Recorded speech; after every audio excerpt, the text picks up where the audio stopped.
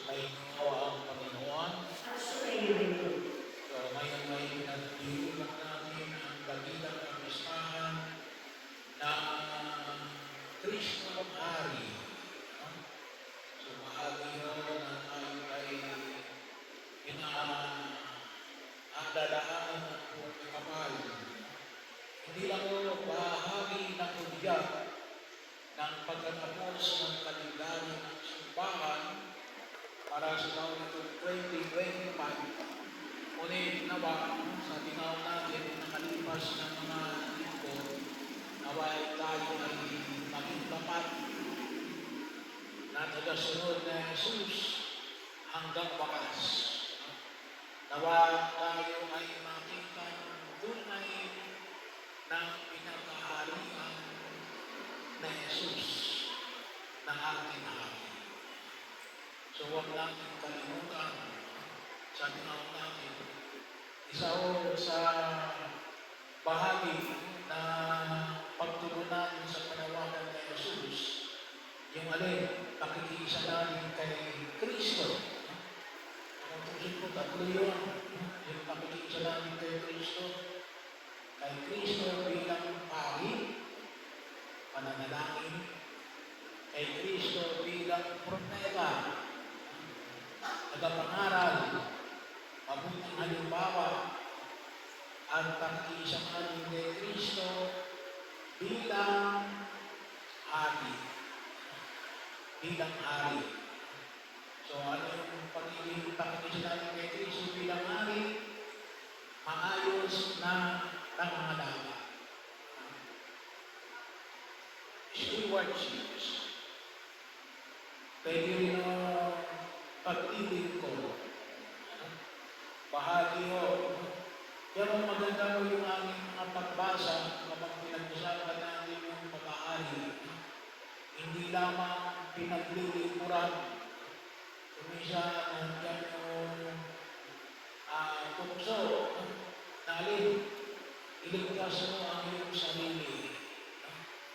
Iligtas mo ang iyong sarili. Kasi ilang sinasabi, tinutuloy sa Jesus. Nung siya ay nakapako sa krus, kung talagang ikaw ang hari ng mga Hudyo, kung ikaw ang Mesiyas, sabi na natin sa ang elemento na ibinibigay ng pag-aari na siya nakalagay yun, siya ay yun ang kanyang pinamatayang ignorant. Jesus na taga Nazareth, hari ng mga Hudyo. Talagang siya hari ng mga Hudyo. Siya ay hari natin. At bahagi yun, na huwag natin kalimutan na alin. Sabi na natin, elemento ng pag-aari. Saan yun? Para kung sa lumang tipan, ay alin? Pagpapahid ng langis. Pikusan ng langis. Yun ang nakita natin sa aklat ni Propeta Samuel sa unang pagbasa. Kaya ay pinuhusan ng langis sa ulo. Bahagi yun. Tayo, huwag natin kalimutan na tayo ay pinahiran ng langis. Kung tayo ay bininyagan. Kung tayo ay tinumpilan. Yung kami, mga pari, ay hindi ulo. Ngunit yung kamay ay pinahiran ng langis sa aming mga kamay.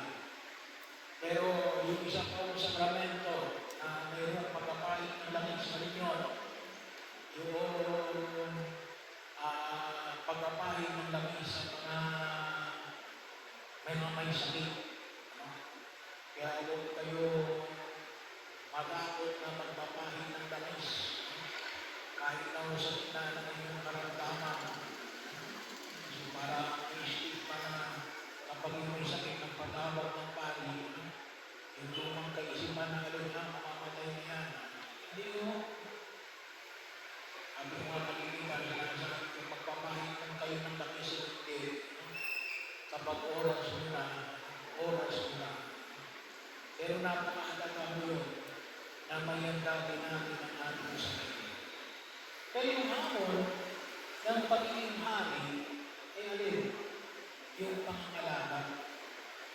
Yung magiging mabuting kaniwala, yung paglilingkod, lalo-lalo na ngayon sa hamon na tinatahat natin ngayon, na alin na nawa tayo ay tunay na makiisa kay Kristong Hari at kakibat ito na alin sa hamon ng pinamamanig natin sa inaarap ng bansang Pilipinas yung alin, yung paglaban sa korupsyon at sa paglaban ng alin, padrino system.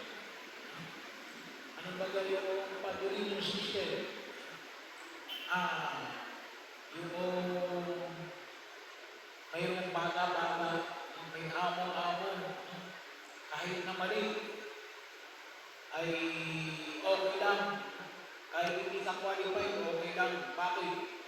May padrino ka eh. May ninong ka, with quotation mark, uninan. Sabi natin, binabata-bata ka. Kaya makita ko natin, yung usapin ng korupsyon sa bansa natin ay malalim. Bakit? Kasi hindi padrino system. Kaya umamin yan. Kasi hindi naman magagawa lang ng isang tao yun. Pangurakot. Hindi yung magagawa yan kapag nag-iisa. Yan ay may kasama. Ang tawag na ng pupusin niya doon. Yan ay krimen. Hindi lang basta krimen. Organisadong krimen. Kasi magkakasama eh. Organized crime. Bahagi yan. Ang yun ay yan eh. Sabi na natin, dito nakakita natin korupsyon at sa padrino system. Yung pakikisa natin kay Kristong Hari ay bahagi ho na kung saan ay mapagtibay natin na alin na labanan natin ang mga sistema na ito. Kasi kaya kung tayo humantong rito, kasi bakit inabayaan natin, inayaan natin, naging kalakaran na, tawag na natin na yung SOP, Standard Operating Procedure. Naging kalakaran na. Kaya, bahagi yun, kung gusto sabihin namin, Father, hindi naman kami kasama dyan. Well, bahagi yun ang kung saan yung makita ko natin na hindi naman maaari tayo, hindi naman tayo ang contractor, hindi naman tayo ang mga congressman, senador o mayor o governor o kung sino man, hindi naman tayo mga miyembro ng DPWH o anumang uri ng sangay ng gobyerno na kaakibat niya. Pero may mga bagay na kinakailangan natin pag nilay-nilayan na alin. Sana umahantong tayo sa alin, sa usapin ng katarungan. Kasi yung maayos sa pamamahala ay tumutukoy sa alin, sa katarungan. Bahagi yung mailagay mo yung dapat na bagay sa dapat niyang kinalalagyan. Sa dapat niyang kinalalagyan. Hindi sa pusan.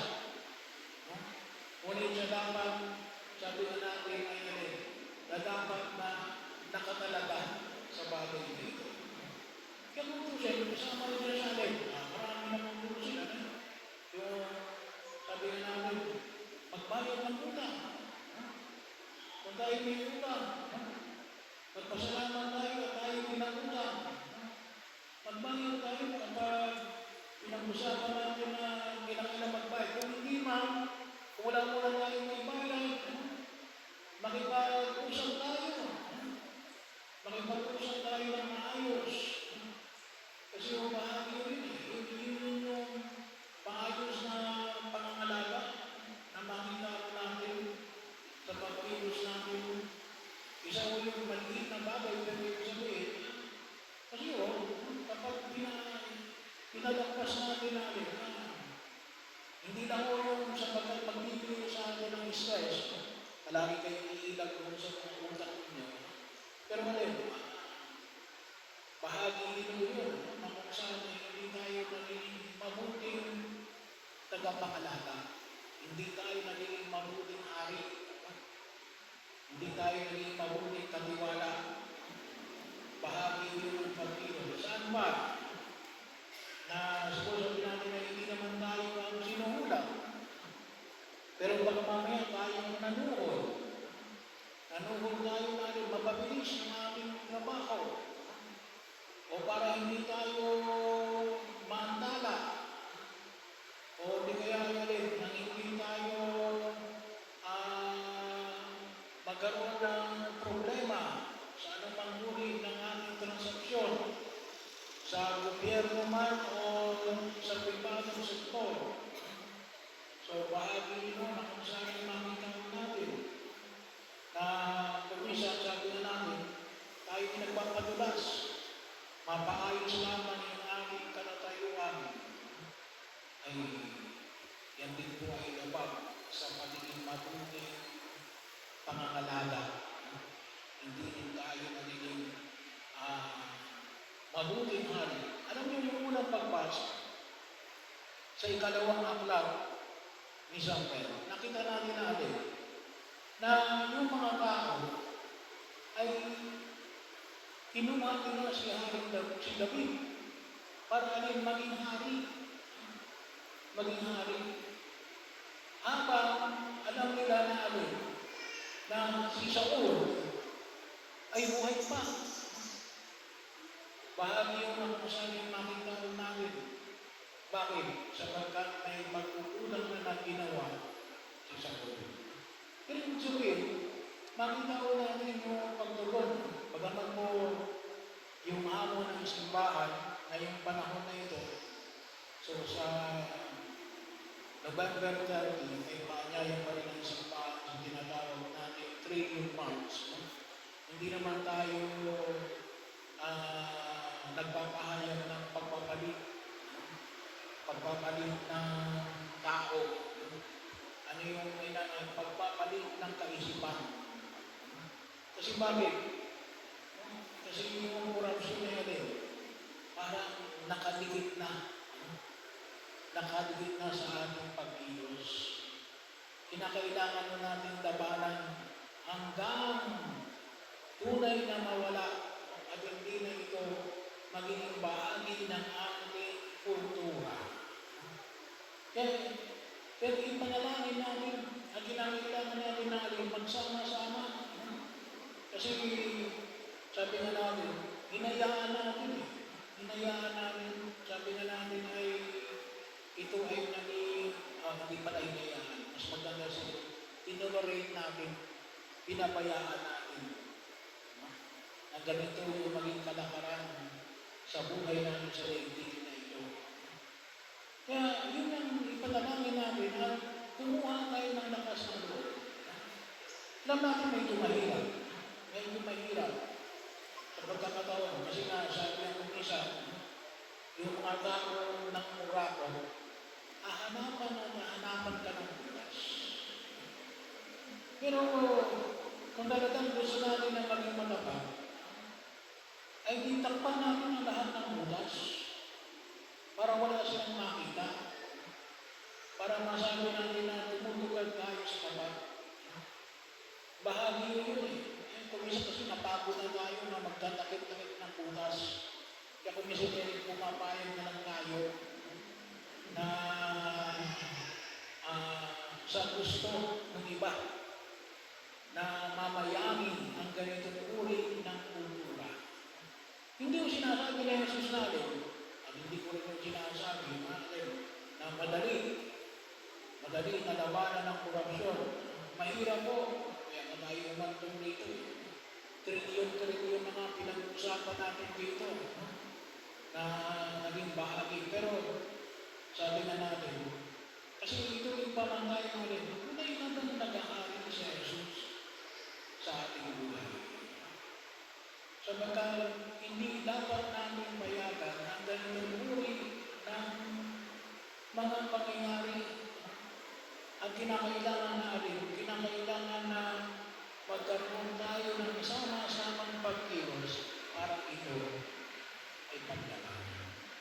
buhay ka namin natin. Bakit?